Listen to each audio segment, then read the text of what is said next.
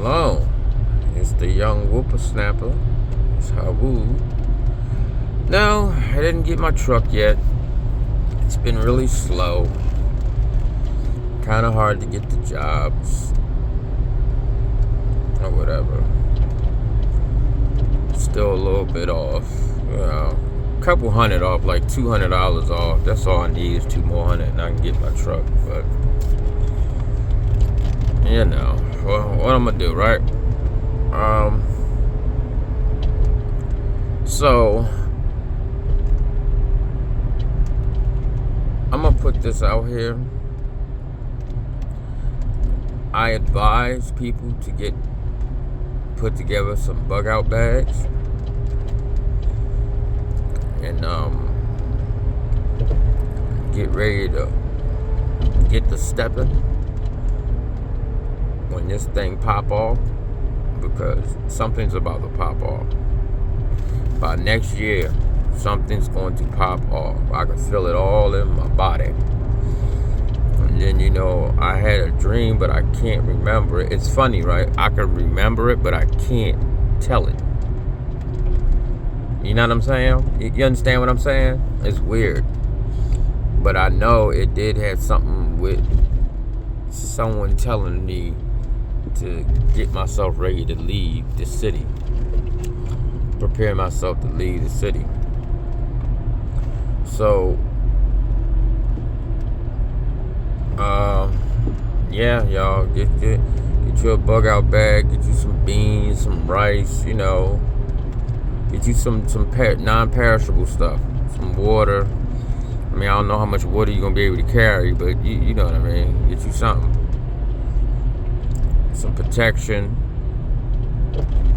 You know, I got a couple things. I got a bow and arrow. I got a ratchet. For anybody that don't know what a ratchet is, it goes pop pop. I got a couple things. Just put it that way. Some stuff is normal, conventional, and some stuff you just ain't gonna know what's coming. But when it hits you, you'll know. Because I'm not playing. You're not gonna be trying to kill me or anything like that. You're gonna go first. So, and I've been like getting myself in shape, back in shape like I used to be when I was younger. You know, I had I was a little chubby. Yeah, I'm coming down now. I've just been doing calisthenics, like push-ups and stuff like that. I don't lift weights. And you know, I was thinking about going. I got a heavy bag and everything. Ooh, he about to get. And you stop. Like, what the heck? Oh, I should have turned the camera, y'all. This dummy almost crashed right in front of a cop. Now, the cop should have shot over there and pulled him over, but he didn't. He's just sitting there. Like, this person almost caused a whole accident, y'all. I should have turned the camera. But, yeah, I was thinking about going back to the gym and starting to train a little bit. But I train. I go to, like, my wife's house and train because before I left, I had a heavy bag, a speed bag. You know, some pads and stuff like that. So I just go there and, you know, do what I do. A couple hours, do some push-ups, you know, get it in, get on the bike, you know, get myself back together. You know what I mean? Yeah. But yeah, y'all. You know, brothers, y'all wanna be in shape, man. You know what I mean? And you wanna try to put like vegetables, more vegetables than anything in your body. You know what I'm saying? No bull crap. Not even barely no meat. Cause you wanna be lean. You know what I'm saying? None of that extra weight on you. So if you got to dick somebody boots, you can go ahead and dick they boots. You know what I'm saying? Put them right in their behind. And quick, you know, you don't want that. If you know, you protecting your girl, your wife, whoever you dealing with, your children. You know, if y'all rolling out and you get into a physical situation, you want to be able to knock that person out within at least the first minute. And hopefully you can knock them out faster than a minute. So if you don't know how to box, I advise you to go to the gym and start learning. and learn how to pretty much slip something and put somebody to sleep quick. Because now a lot of men don't know how to fight. Well, I'm not going to say that. A lot of men my age know how to fight. But a lot of young men, no. They don't know how to hold their hands. They don't know how to throw a punch. And they swing like females. And because actually females throw punches better than most of these guys out here. You know, they don't have no type of footwork. They all off balance. They crossing one leg in front of the other. It's just, oh, wow. So, you know, if it's somebody, like if y'all traveling and, you know, it's a situation, it's a man of your age, yeah, you might want to, don't even play with him. You know what I mean? I wouldn't play with nobody, but if it's a young guy and, you know, it don't come down to the you know, if he got like a knife or something, you should be able to knock his ass out with that knife in his hand and everything, because they just don't have no type of nothing. So, you know, but if it's somebody up in age, you know, 9 times out of 10, he doesn't, you know what I mean, he know how to hold his hands and know how to, you know, get busy. You know what I'm saying? So, get yourself some brass knuckles too. I'm gonna tell y'all what I do. I made some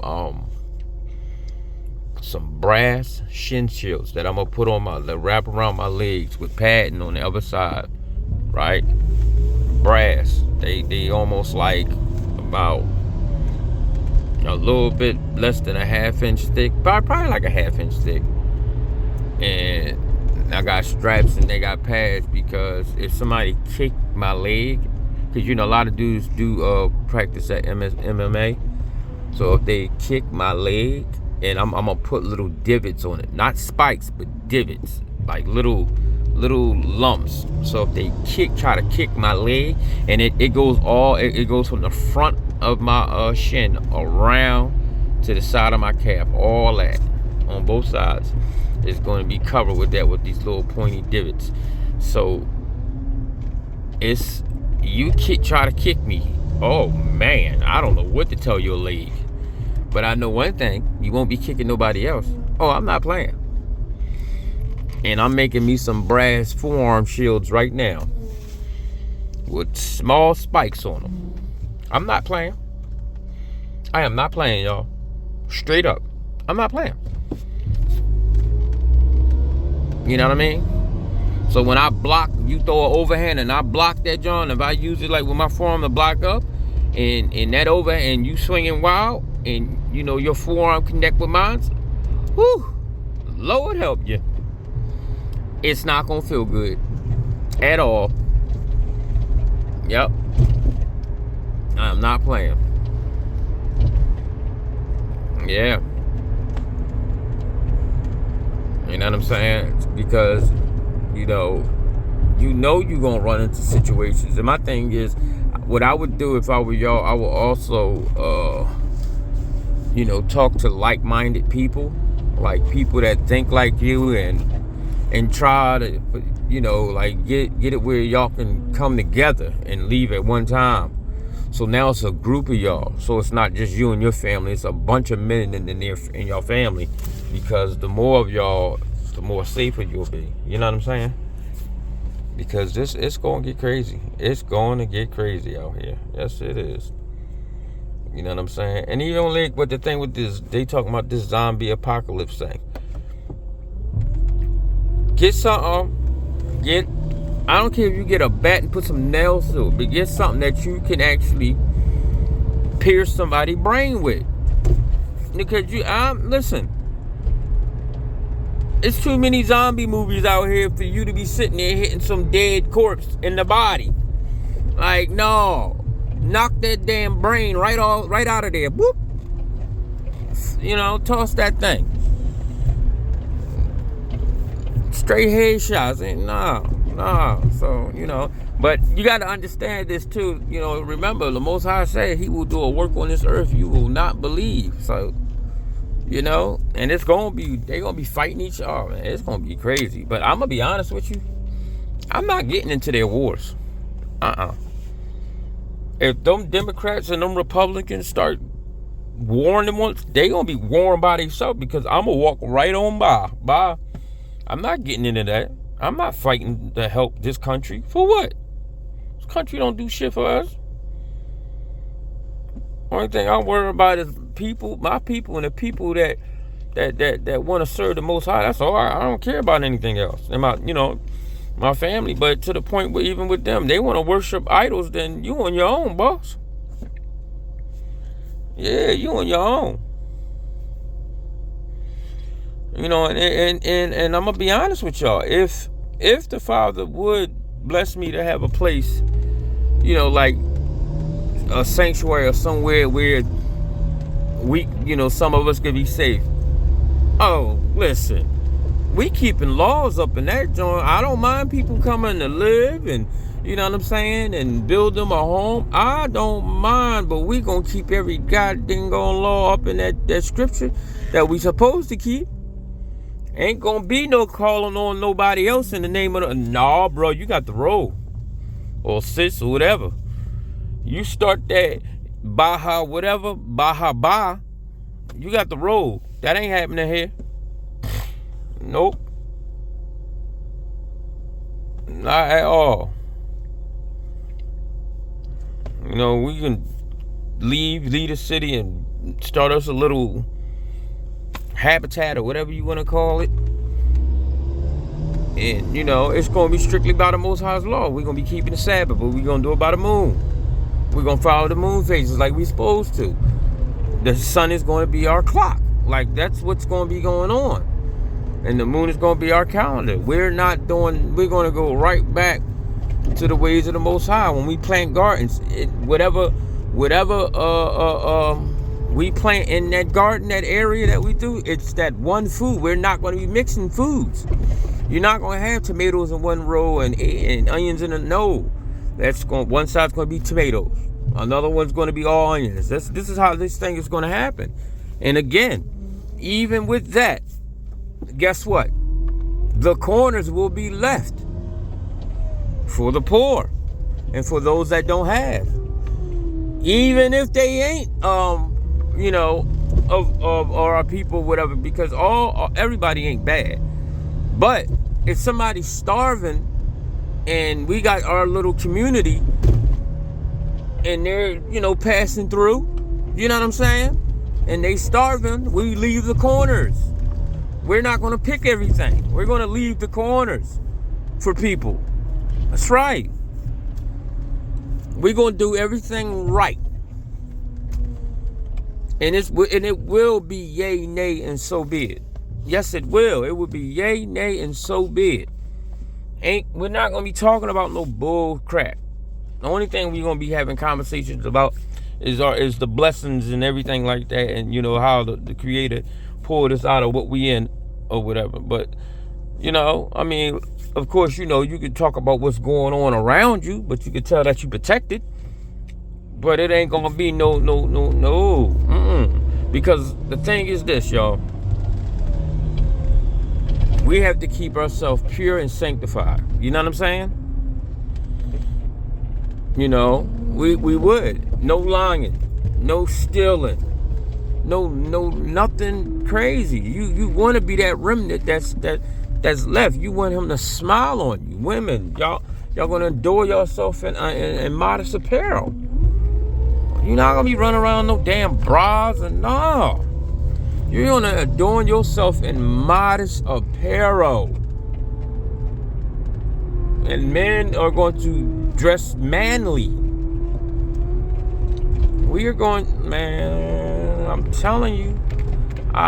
Listen, whatever happens, but I'm telling you, let the Father give us some land to to stay safe in, and whoever, passes by and want to keep the ways of the Most High, Israel, Hebrew or not, and he this one man or woman or child wants to join the family, and keep the ways of the Most High, well, that's what's going to happen. That's right. And it's going to be a beautiful thing. But I guarantee you this, if this was to happen, you will not believe how much peace we will be in. We will be so quiet and safe.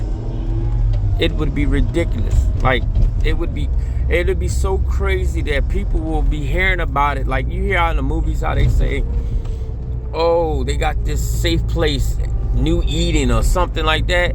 That's what would be happening. And you're not bringing no weapons up in there. Well, you need a weapon for if the Most High has his angels encamped around you. No. Listen, y'all, I'm telling y'all, I pray that it do, if whenever what's going to happen happens, I pray that it does happen like that. I pray that he does lead us to a place, you know, some land, a certain area, and, you know, and keep us safe. And we just learn his ways and keep his ways. Beautiful, beautiful, a wonderful thing. You know what I'm saying? It would be a wonderful thing, man. Wonderful. We'll have school. You'll have school. Yeah, you'll learn how to count. You'll learn how to read. Well, we all have to learn how to read, especially in Hebrew, because we don't know what Hebrew is. Like right now, I'm going to be honest with y'all. Like, I hear people saying this is Hebrew. You don't know what it is. You don't know. To be honest with you, you don't know. They done jacked up so much stuff. You don't know what's what and who's who. You don't know who, if your arm is green and your elbow pink. You don't know.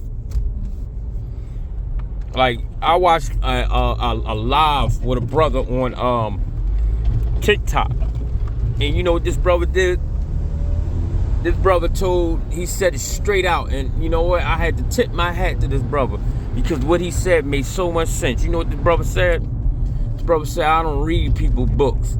He said, I read what's inscribed on the walls of the temples. And guess what he found out? That the Mayans are the Egyptians. Yeah, think about what I just said. The Mayans and the Aztecs are the Egyptians. You see that? And another thing he said, which I literally had to sit and when I leaned back and I was pondering on it, I said, yo. The brother said, do you know why they had the pastors, or still why they so hell bent on getting you to go to church? He says, so, because while you're in there praising a false god, they're going through your land, stealing all your history and renaming it and calling it something else. Like, I don't know if y'all know this. I probably never said it on YouTube, but that Egypt over there that they built over in Africa, that's not real, y'all. They built that. They built that in 1921. And they just made it look old. It's not, that ain't got nothing to do with us, y'all. Egypt, y'all should know, is here. And I'm telling y'all, when it come out, like when all the truth really come out and it's irrefutable, it's gonna be a lot of people with their heads down looking stupid, because they didn't want to hear nothing you had to say. You know, they wouldn't even consider. My thing is this: I don't tell nobody no. I don't tell nobody no, it ain't, it can't be. I can't, because I can't, I don't know everything. You know what I'm saying? So when somebody brings something to my attention, I look into it, I pray about it, and I research, but I just don't go through one book. I go crazy. Yeah, I hunt that thing down. You know what I'm saying? And then I also wait for the Most High to confirm stuff to me. Tell me if it is yay or it's a nay. You know, because you got to remember, even the elect of the Most High will almost get deceived. And that could, now see, this is the thing that y'all need to think about.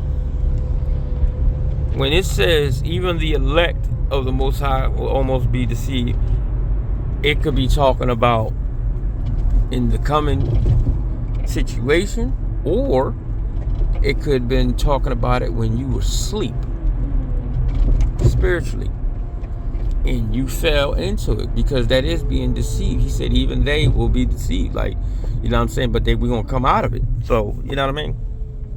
You got to think about that. And I want y'all to know another thing too, that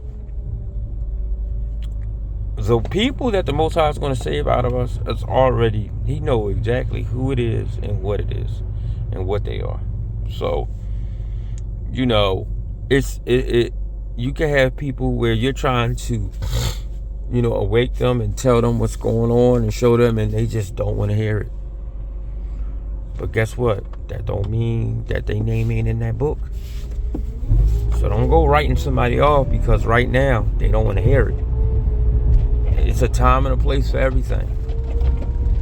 And I'm gonna be honest with you, you don't know. The king of Israel might be a brother that right now is so crazy in church it don't make sense. Straight up. Because he tells you that there will be one shepherd. In David, it says David will be your king, right? He said, and and the people will pick their king from amongst them. Right? So that means all that man coming down on the cloud, that's bullshit, because it's telling you that we're going to pick our king from amongst us. You know what I'm saying? So, and he's telling you that pretty much is David, but you don't know what David looked like. You have no clue. None of us don't know what David looked like. Ain't no paintings of David. And if it is, they got him. We don't have him. We don't have anything. So, you know what I mean? You don't know what David looked like. And the funny thing is, like, even like when you see them, what are they called? The catacombs and stuff, right? All those different paintings on the wall. You got people talking about, oh, that's Christ. How you know? How you know that's your so-called Jesus or Yahushua or Yahushua and the Hushi and all those other names? How you know that?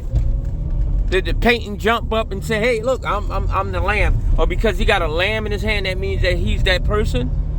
Come on, man. Like, that's just somebody putting what they want on there. That's just somebody telling you that's their agenda being passed. You don't know who these people are in these books, in those paintings, those catacomb paintings. You don't know that. And then, to be honest with you, how you know them people in them paintings are righteous? You don't know that either. Just because a person got light emanating from them in a painting don't mean they were good people. Because the same one where they run around and tell you that's the son of the Most High, you know, the one with the stringy hair, he got a light emanating from him too. And it's an old painting. So think about what I'm just saying to y'all. Don't be quick to jump on somebody's bandwagon because they showing you old artwork. Like I was looking at some of these Jones, right? From like Italy and all that. And I know the Edomites were like in that area, right? And they got old paintings and stuff, right? Of melanated men, right? But guess what those melanated men didn't have on when they had their robes on? Not a damn fringe. Not one. I done looked at so many of those paintings and not one of those guys had fringes on.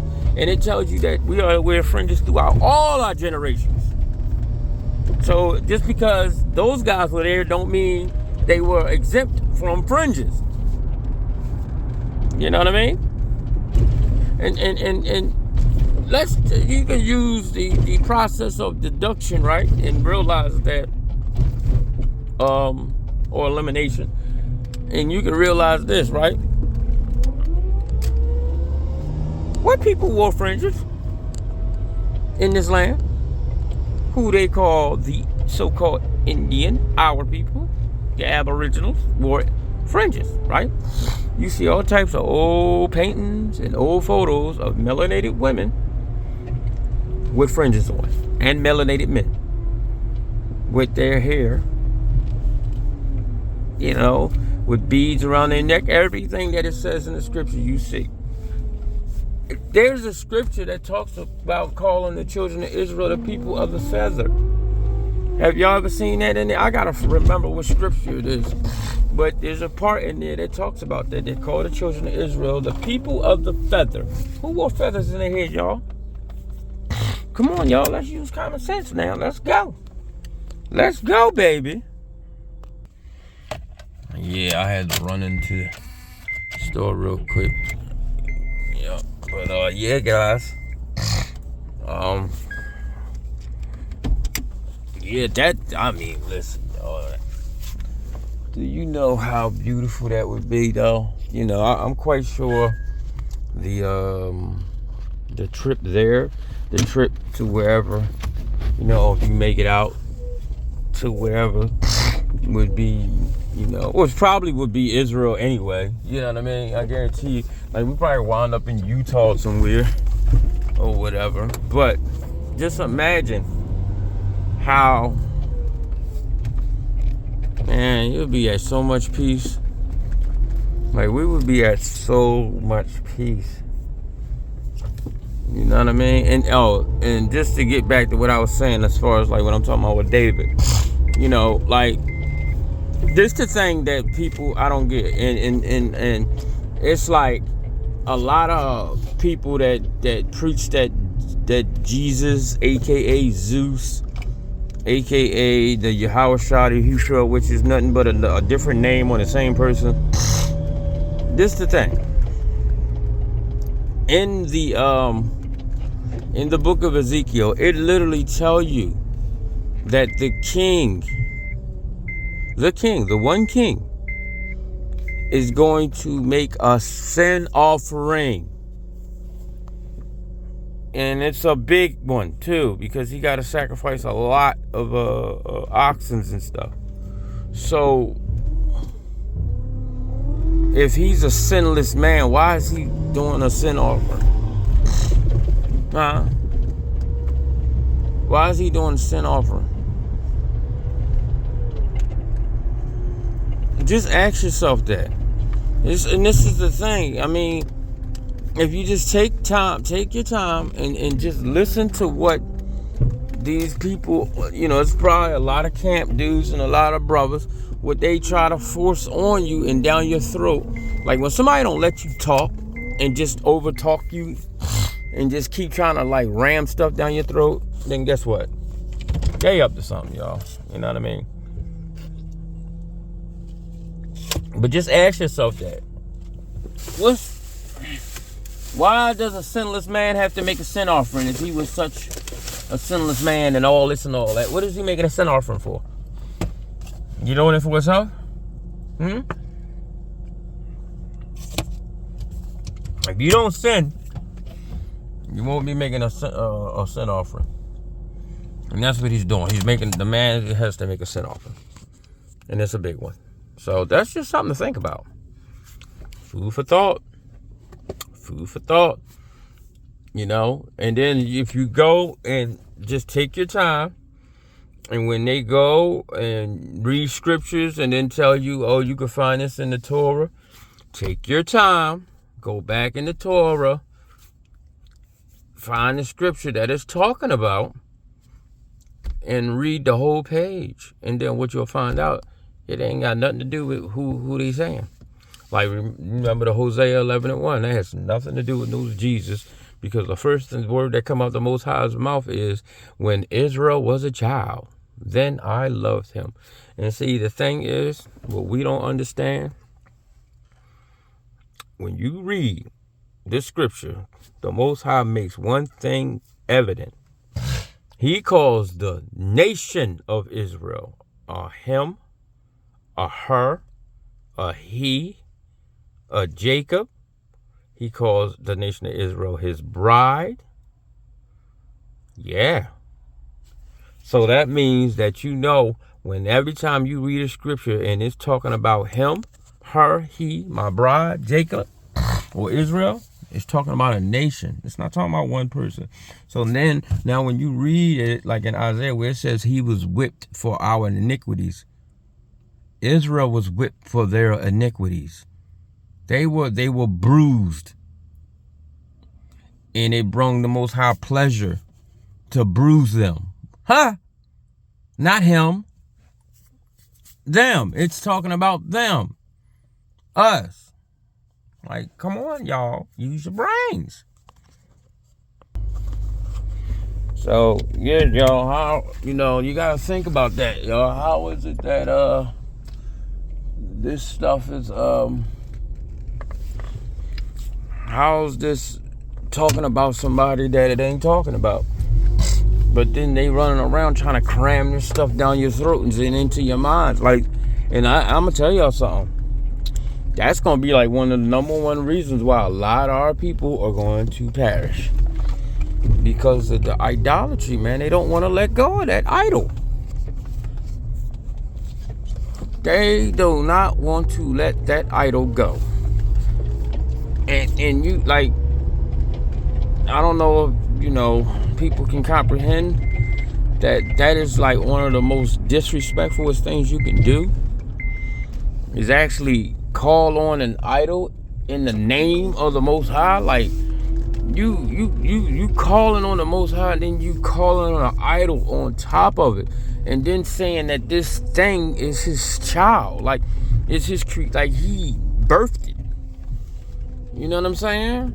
How is it he is not begotten? He was not, the Most High was not begotten. Like nobody nobody had him, right?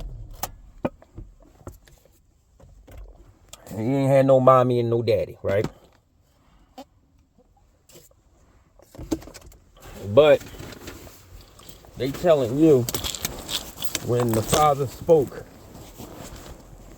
a word that it was a little person, a person, or a spirit of a person that came out of his mouth. Because where do words come from? Out of your mouth.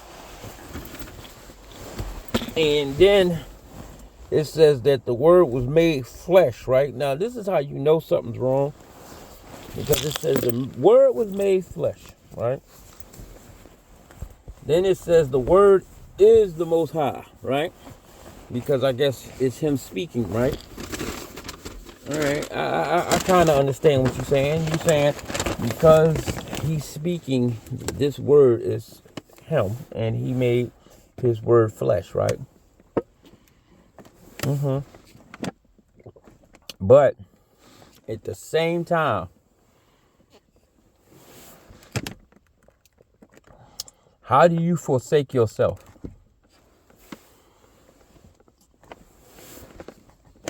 So the word was put into flesh, came down to get brutalized by his own people and other people. Now, because this is the crazy part about it. He came to get brutalized by his people, right? His people and the Gentiles. The same people that the Most High said that they are nothing. Remember that. Remember the Most High said that the Gentile nations are nothing but spittle, water dropped out of a vessel. So I could understand speaking to your people, but this is what I don't understand, and it don't make sense. And I've had plenty of people try to make it make sense, and I really hate that dog. That dog, I hate that dog so much, because if you're trying to sneak in the house, you caught. Because you can't even come out your back door without this big mouth ass dog barking. But, so you got the word, right? And the word was put in flesh to come down to show the people how much the Most High loved them. But the funny thing is that he made that known all throughout Deuteronomy and everything else. Because he tells you what? I saved you from You know, I took you out of the land of Egypt with a mighty hand. You know, he tells you everything he did for you. So, how you don't know he love you if he's telling you he did all this stuff for you, but you still don't know? You know what I'm saying? This is one thing that gets on my nerves. Like, I come in here and they leave the door open and then it'd be like 1,000,000 degrees in here with this dryer and the heater running at the same time. But yeah, so how was that how was that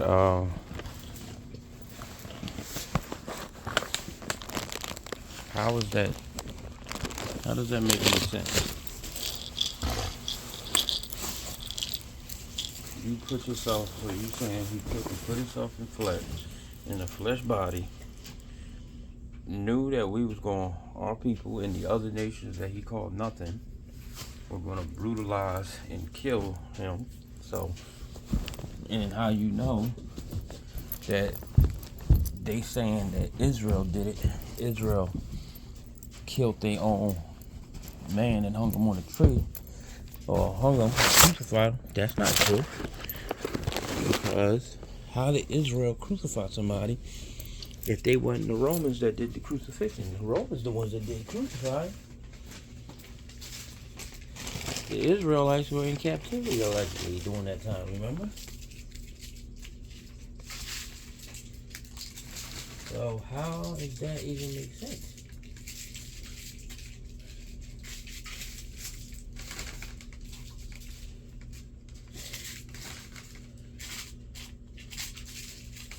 Yeah, they were in captivity, right? Under Roman occupation, and even when they show you in the movie about people saying kill him, release him, or crucify him, and then they asked him for Barabbas, right? Right. There you go. They asking for Barabbas. This cat gets on my nerves. I ain't nobody got nothing for you. He only come running down here because he think I got food. Right? You don't sit here and beg for my food. And I hate that. That's so irritating. But yeah, so they want a criminal release named Barabbas, right, in place of somebody that did what? What the man do? Allegedly. Nothing. So I'm just trying to figure this out, right? So you had a man go around that's supposed to be the son of the creator, right? And y'all, there was knowledge that he's supposed to come, right? Right, because they knew about it, because they said it was a prophecy about a Messiah coming, right? So they knew. And you telling me they knew this, and after he done brung a dead man back to life and all this other wonderful stuff, you know what I'm saying, and took demons out of people and preached about this, and the only person he went at was the Sadducees and Pharisees. He did all this stuff, and the people he helped was Israel, allegedly, and the same people he helped wanted him dead. But the whole time he was alive, they was on his dick, you know, because they was chasing after him the whole time. But it says that Israel was the ones that killed him. But that ain't what I'm reading. What I'm reading is that the Romans killed him. The Romans are the ones that whipped him. The Romans are the ones that put a crown of thorns on his head. The Romans are the ones that crucified him or hung him on a tree. Which a lot of us don't even realize that's symbolic for what they have been doing to us. And they've been doing it. They was doing it before they got to America. And I'm gonna tell you something. Y'all gonna be really stuck when y'all find out that it was not the white man that did that. It was a colored man that looked just like you named Esau. That you really think ain't around, don't exist. But you're gonna be surprised when you find out he do. You know what I'm saying? You should get this book.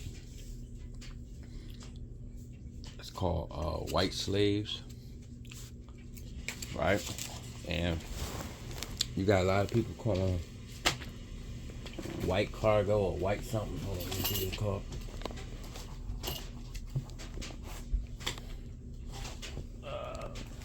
So you got these people.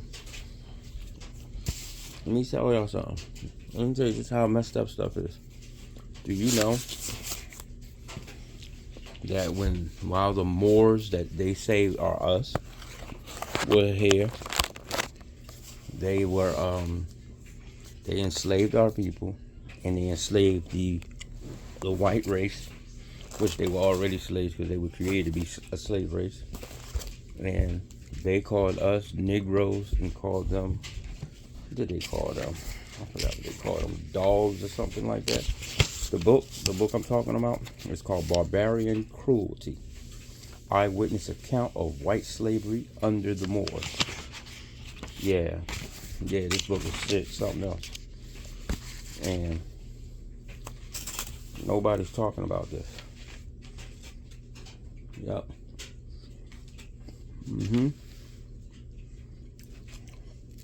Like here in chapter 3, it says the White Virgin and the barbarous inhuman crew. So chapter 9, right? Look, let's show y'all. This thing real, y'all. Hey, y'all think everything is bullcrap. Chapter 3, White Virgin and the barbarous inhuman crew. In the year 1683, Captain Veneta the Younger, a pirate belonging to Sally, met with one Mr. Bellamy, an Englishman. So when they saying these names, these people are not Caucasian. These are melanated people, because the real English is white. I mean, isn't white. They're melanated. Who was bound for Leghorn in a pink of 8 guns, to whom he gave chase. And when he came up to Mr. Bellamy, the pirate examined him from whence he came. He answered, from London, and inquired likewise of him whether he was bound, that means a slave. Who said to Leghorn, Mr. Bellamy asked him from whence he came and what place he belonged to. He said, Algiers.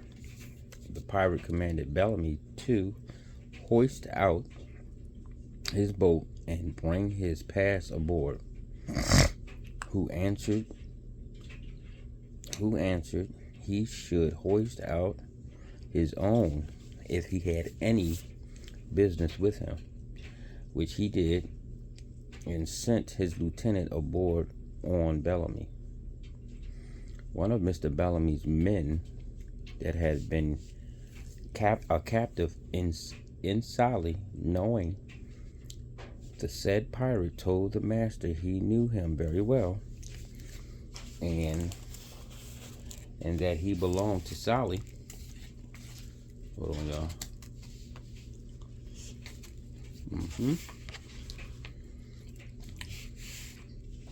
When the lieutenant came to Bellamy's side, Mr. Bellamy placed some of his men with their small arms after entering, and said, one man should not enter him save the lieutenant, who viewed Mr. Bellamy's pass, acknowledging it was to be good. The lieutenant returned aboard their own ship, acquainted the captain, saying, well, fire at them. and affright them, in order to which he commanded them to make ready. The pirate firing at Mr. Bellamy, he fired at them again. So they fought a considerable time. Mr. Bellamy killed and wounded about 30 of his men, and he wounded some of Bellamy's men. But for what of powder Mr. Bellamy was forced to yield. So you see that they went after the man, asked him where was he come from, tried to see if he was a slave, checked his papers. The papers was good, and what they do? They attacked him anyway. And these are not white people. This is more and more war. Then when Venita had taken him and his company and brought them aboard his own ship, leaving several of his men in their stead, he began to examine Mr. Bellamy, why he had killed and wounded so many of his men.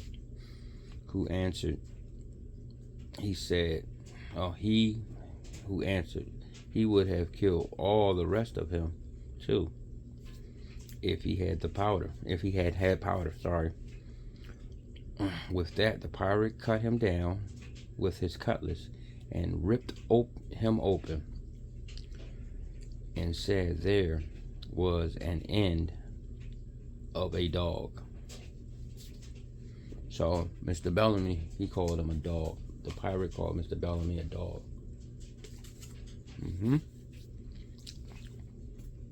So they threw the murdered body into the sea and carried all his men into Sallee, and from thence to Mequinez.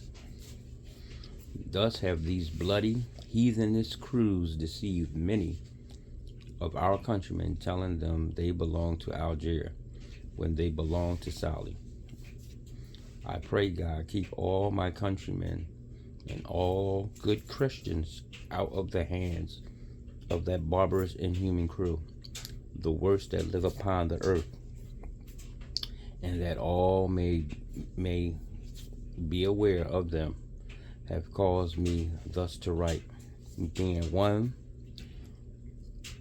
by sad experience and from a certain knowledge I have had of them, can assure these things.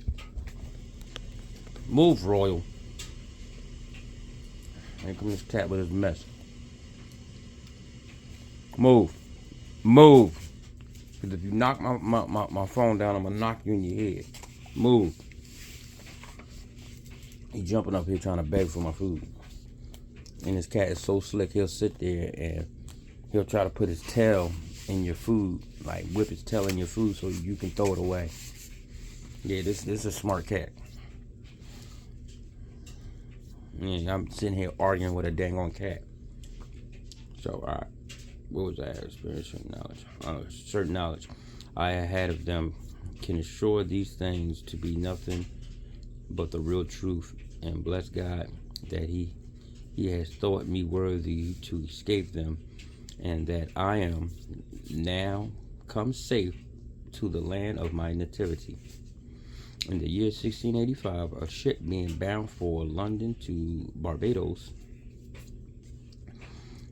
in which were 4 women, 2 of them being mother and daughter, one of those heathenish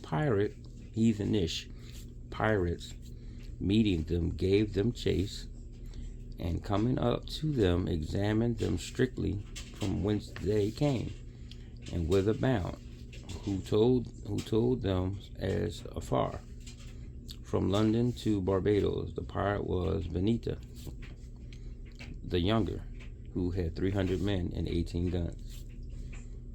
After the commander had inquired the same of them, he understood that they were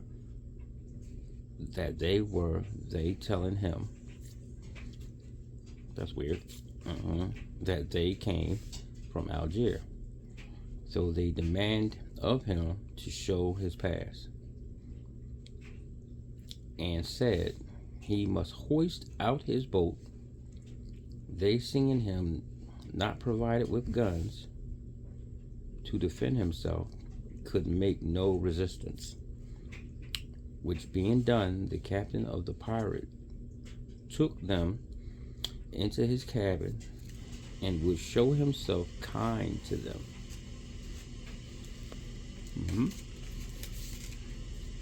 Treated them and given them dates. In the meanwhile, the lieutenant and Moors girded their pistols and cutlasses on their waist,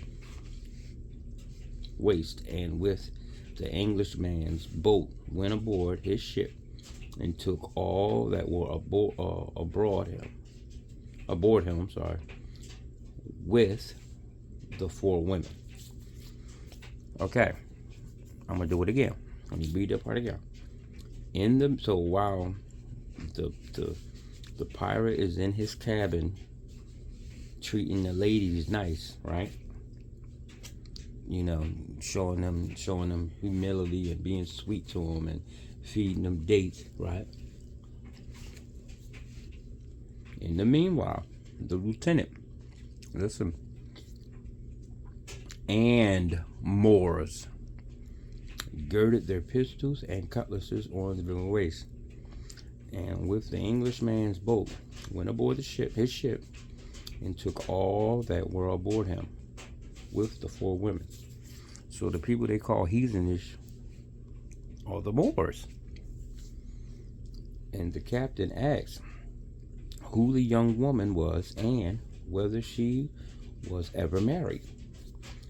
Account being given him concerning her, he ordered her to be put in the cabin,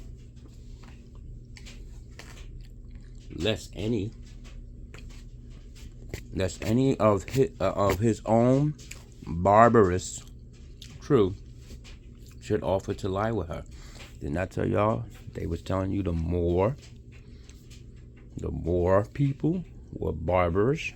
Okay, listen. I'm about to show y'all the distinction between a Moor and a Negro. All right, hold on. Should offer to lie with her, and so sailed away for Sally. Being come there, the captain of the pirate brought them. They had taken to Mequinez, and the woman were carried before the eunuchs. The captain given an account to the chief eunuch that one of those women was a virgin, but for the men, they were driven by the Negroes to hard labor. So now, my question is this. If we are the Moors, why are they calling us Negroes? So you got 3 different people there. You got these women. They didn't say what their race was, but they're not the same people. You got the pirates, which are the Moors. And you have these Negroes. And to this day, who has the name Negro?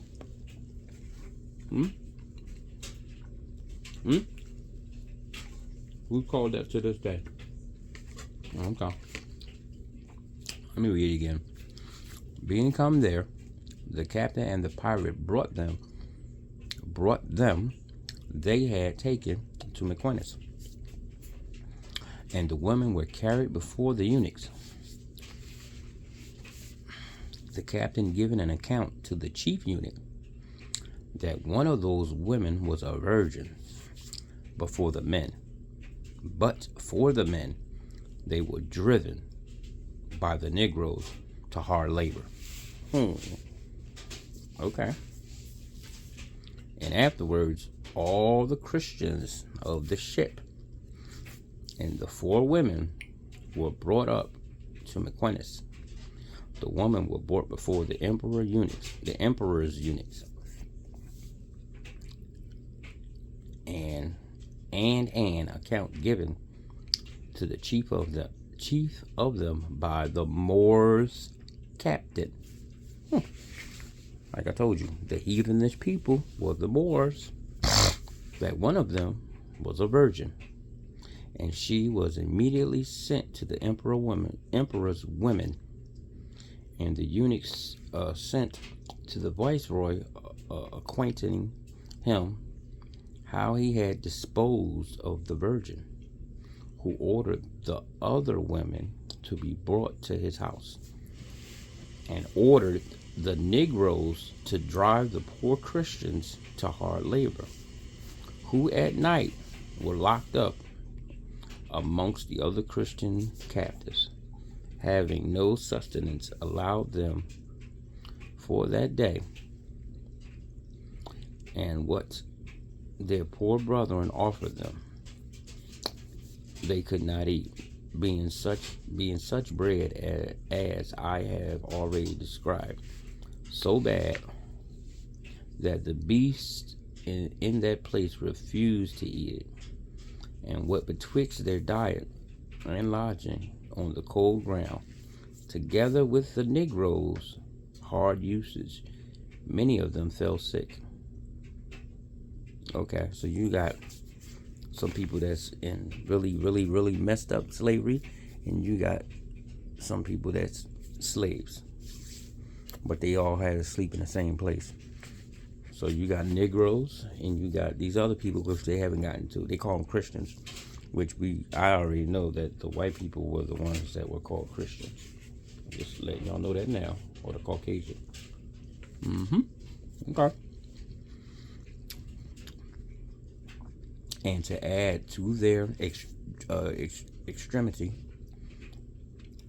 were threatened and abused by the Negroes to turn Moors.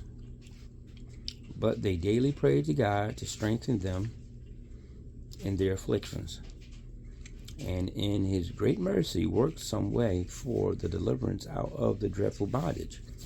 Right. He saved the Christians. You know, because that's what matters.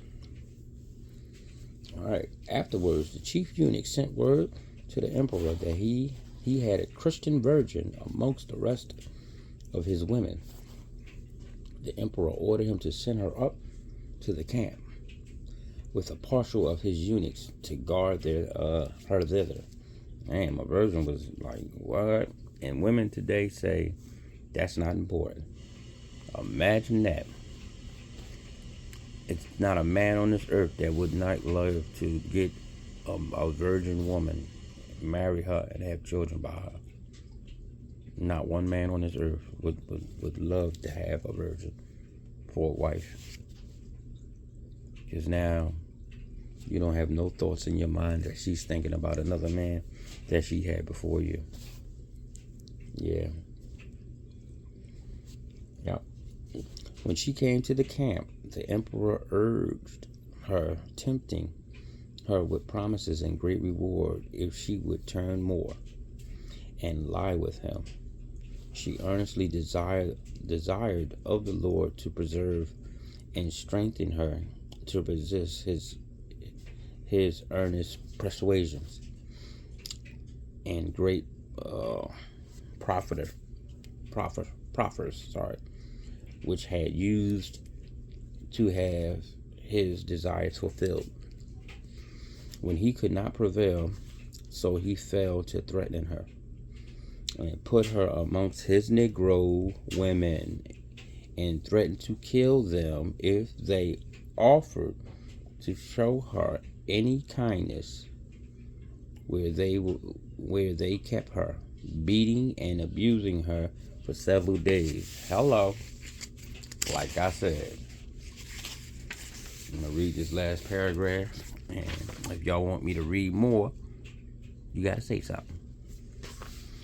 She prayed still to the Lord to strengthen her, and held a resolution to withstand him, who again sought to prevail with her. He really wanted that virgin booty, didn't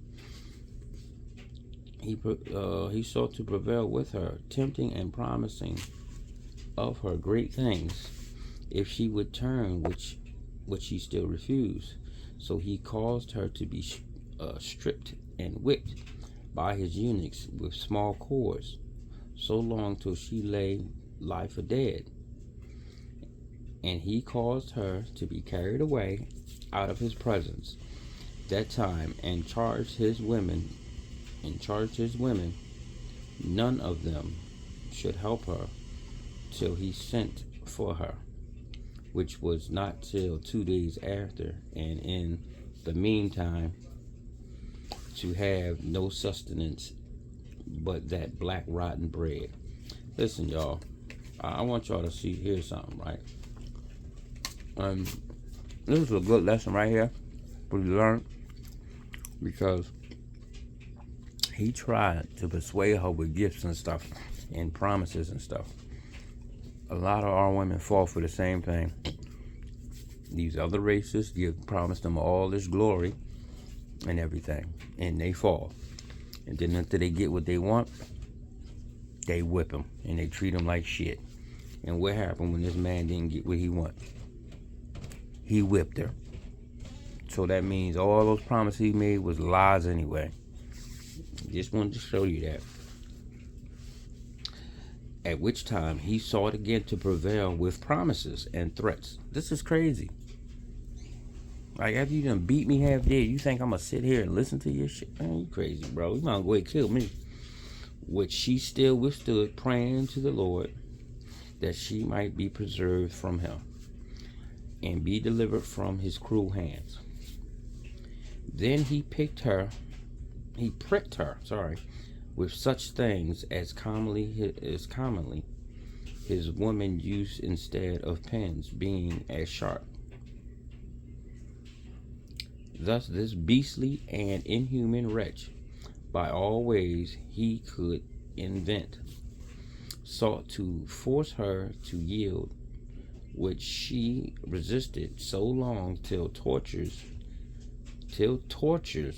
and the hazards of her life forced her to yield. Her life forced her to yield. So listen, he tortured and the hazards of her life forced her to yield or resign her body to him, though her heart was otherwise inclined. So he had her washed and clothed her in their fashions of apparel, and lay with her, having his desire fulfilled. He inhumanly, in great haste, forced her away out of his presence. And she being with child, he sent her by his eunuchs to Mequinez, who delivered her with the emperor's charge concerning her to the chief eunuchs. And after that she was delivered of 2 children. He had twins. You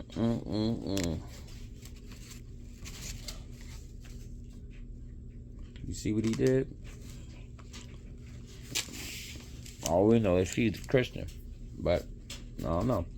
So if y'all want me to continue this, I will. Alright, guys, I hope y'all had fun. And again, if there any brother or sister want to help me with this last 200 so I can get my will, my cash app is $Greg, the letter A, 29. And my brother that did the I forgot what it was. You said something that, oh God, what was it called? The thing that y'all set up. I have no idea how to get to it. It's telling me to go like into this payment thing, but every time I try to go like to where you can what is it the word called? Where you can monetize your money, it keeps saying that they are working on the site. It's been saying it for the last week, so I can't even get into that site. I don't know how to work that. I have no idea. So I'm just wanting to let y'all know that. Yeah, guys. If y'all want to help me out, I appreciate it. Cause at this point, the only time I can really use, my man car sometimes is during the time that I can't get to no work because it's dark. You know what I'm saying? So, because he works. So, You know what I'm saying? I went and looked at a couple Jones, but it's just, you know, it's just one of those things. It's my turn. So if y'all decide y'all want to help me out, man, I appreciate it. To be honest with you, I actually need like $250 because it ain't no gas in that joint. Oh God, I can't wait. I get my car, man. I go do me some work. I'll be so happy. Oh God, I've never been happy to want to work. I am today. I am. So if y'all can help me out, man, I appreciate it. I really do. But let me know if y'all want me to finish this drawing up. I'll keep reading because it gets good. It gets real good. All right, y'all. Shalom.